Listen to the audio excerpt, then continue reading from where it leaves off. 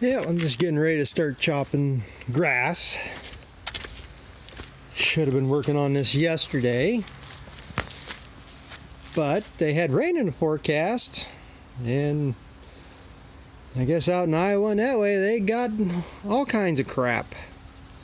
I've been seeing a lot of grain bins been damaged, a lot of flat corn out there, millions of dollars worth of damage. And I was starting to worry what we were going to get. Looked at the weather forecast last night, and they had rain today, 2 days of dry weather, then 4 days of rain. Now 12 hours later, that storm is completely gone. This when I looked this morning, and we don't have rain until Sunday now. So if I knew the weather was going to do this, I would have been working on this stuff yesterday. But since they were calling for rain, I took care of some other jobs, which needed to be done anyhow. But so I've been working on this today, and I got the wagons ready. I didn't try to film any of that because it ain't that thrilling, I think, to watch. Well, I can't hold the phone here to videotape and grease at the same time, but all them wagons were greasing and checking the tires. And chopper's been pretty much the same thing. I'm just getting ready to sharpen the knives here. But this is why you go over stuff. You know, I greased it. I still got to oil the chains, but I won't do that until, you know, I get ready to run it. It's a little bit easier to oil them if you got them running at idle. Got to be careful though. There's probably gonna be somebody complaining about running stuff. I'm trying to oil chains when it's running, but it's easier, and you watch what you're doing. Use some common sense. It ain't that big of a deal. But going over this, I find, well, that bolt was missing, and that bolt, the nut was off of it, and it was all jimmied up. So holding this plate on here was just this one bolt, and there is supposed to be another lever here. It's got the hydraulic swing to it, and you're supposed to pull the lever, swing it, and then engage it in that one of these notches. Well, they say it's missing, and once I swing it out in the field, it doesn't matter much anyhow. But I noticed the thing had a lot of slap to it when I was going through the field here, chopping first crop, and this is why. So they say, I don't know. Well, this one had to have broken, because that's a 6-inch long bolt, and there's no way, unless they had it come in from the bottom. And this one was just sitting in there. So they say I don't think they broke, they just worked loose, but I put grade 8 bolts in them anyhow. So, but other than that, I haven't found anything else that's wrong. Like I say, I probably should change this cable here. It goes through a pulley down to that spring there. There's one on each side, and that's what keeps the tension to the feed rolls to keep stuff feeding in there. Well, one of them eyelets on the cable is getting thin, and it might break. I got an extra one here, but like I said, something I probably should change now, but we'll wait until it breaks. But yeah, like I say, right now what I'm getting ready to do is sharpen the knives, and I really should get going at it. I can make some snake burger.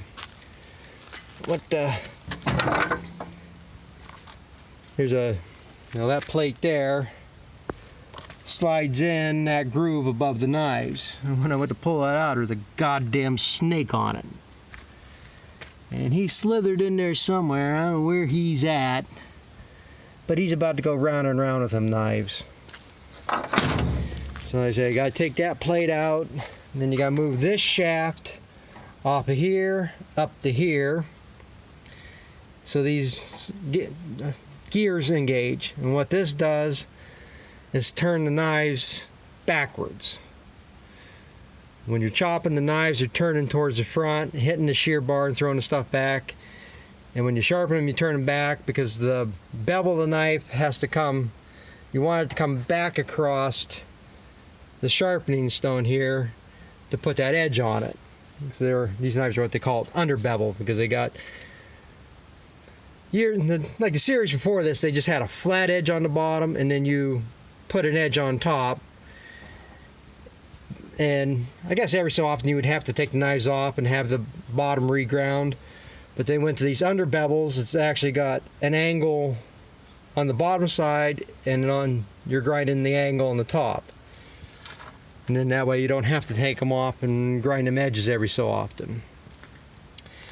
So I guess this is all ready to go. I got my safety glasses, and my ear protection, because this thing growls when you're sharpening it.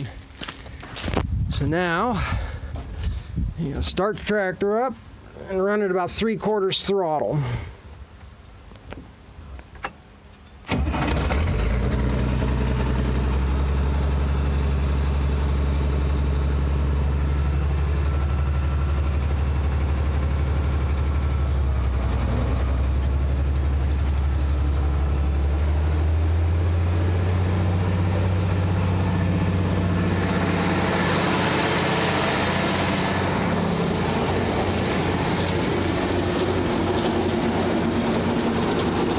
That snake was still in there. He went for a ride now. Now it's just a matter of rolling this back and forth.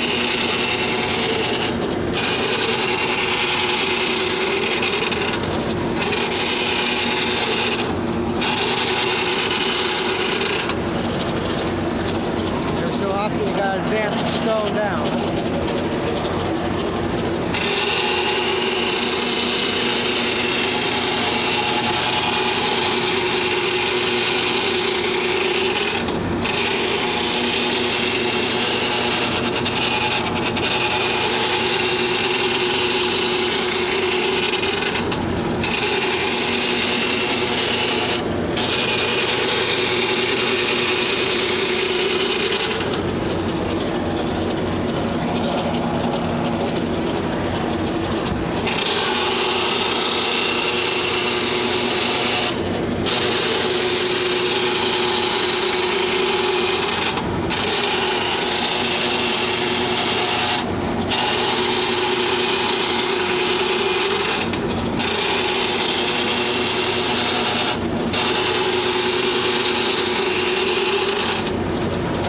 Mechanism in here, when you pull it back, it's supposed to be able to advance that. If it doesn't engage right or something, so I just do it this way.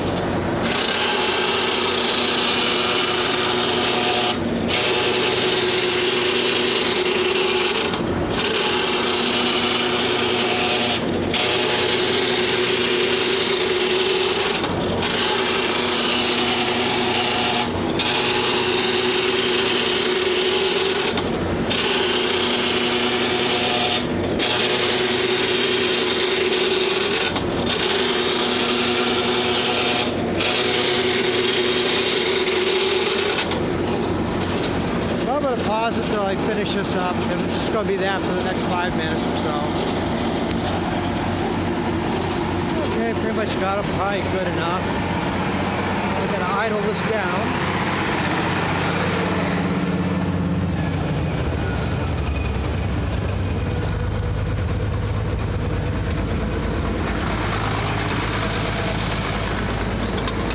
Idle that down to 1,000 RPM or so. Now we got to set the shear bar. Shear bar is these two rods here on each side. All you do is tighten them up so it pulls the shear bar in till you hear it ticking.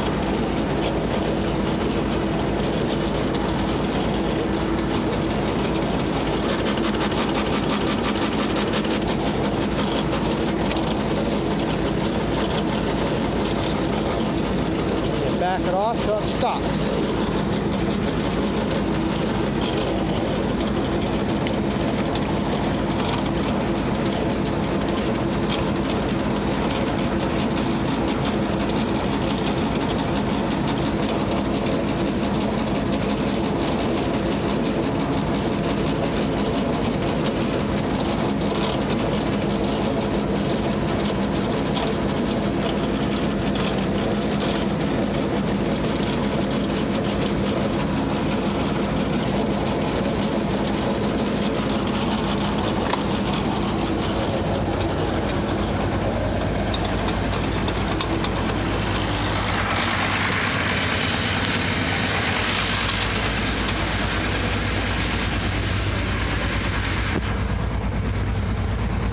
Now it should be ready to go.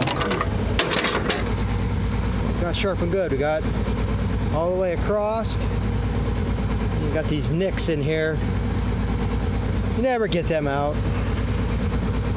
And these knives are about shot anyhow. I've never changed them. But you can see there's a groove here. You can slide them forward. I moved them here a couple years ago. So like I said, there ain't much of a notch left back here. So like I said, they've been advanced quite a bit. Yeah, I don't see no snake burger. Maybe he got out.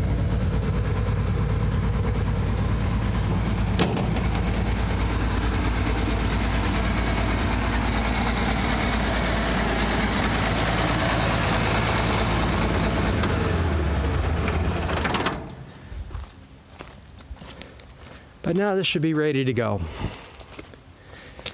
Got my nice head. I'm looking forward to chopping second crop with this. Last year it was such a miserable with that other head. This worked beautifully in first crop. I'm looking forward to second crop this year. Second and third cutting. There's some third cutting out there I got chopped yet. But like I said, I just got to put that plate back in.